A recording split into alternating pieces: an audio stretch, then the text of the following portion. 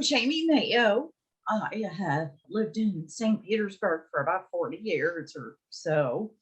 I am on the ballot for Council Seat District 8.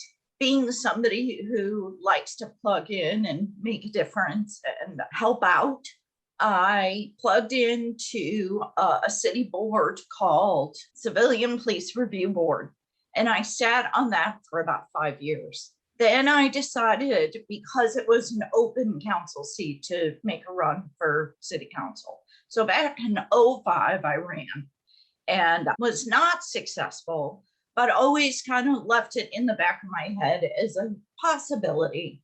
And now that this seat is open again, I felt led. I feel called actually to run for city council again. I am super small business supporter.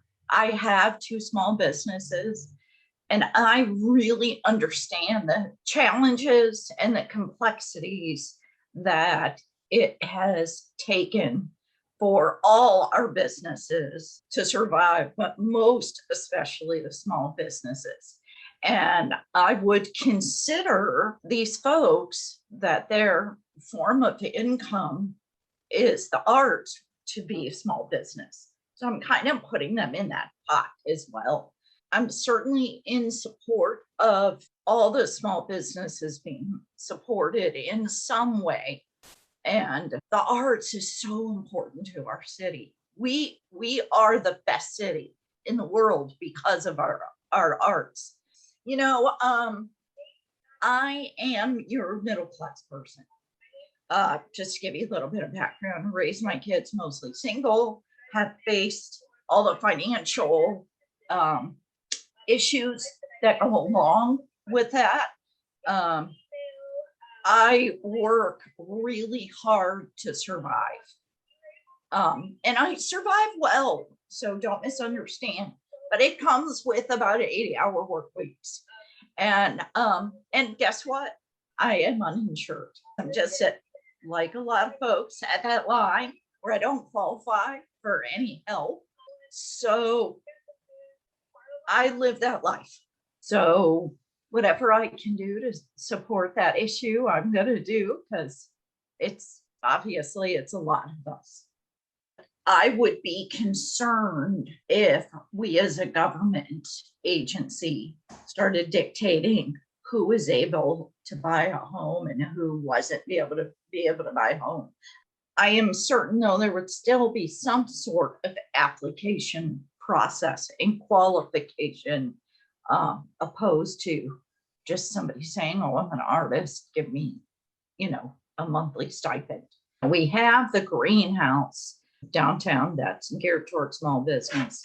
And, the greenhouse might be a great resource to also enhance outreach and services to the arts community. And again, because they really are a small business, as it were, they're looking to survive, pay their bills, and earn a living. So that, to me, puts them in a small business category. But regarding the affordable housing, in the same way we have this building for the small business connections, I thought that having a affordable housing office, as it were, where folks can go in and get assistance. So it's, again, just creating some resources for people to be able to go to one place and not have to go to a multitude of places to get assistance. I personally, speaking for me personally, would make a point of seeing the artist, rallying for the artist. I don't feel comfortable speaking to the funding outside of what's already part of our system. But again, open to hearing and having conversation about how the financial needs of our art culture could be supported. It's important that we support the artist along with the arts. Historically, we've been supporting the arts with a bunch of umbrellas that does not trickle down well to the artist. The credit's nice, but We all like to be monetarily Yeah. recognized, as it were. And There has to be two processes going on there, your creative process and then your marketing process. Well, it's great that I did all this, but now how do I get the funds sure. to prove the work and to pay the bills? It's almost lazy because then you can say, oh, well, we already addressed that. We're done.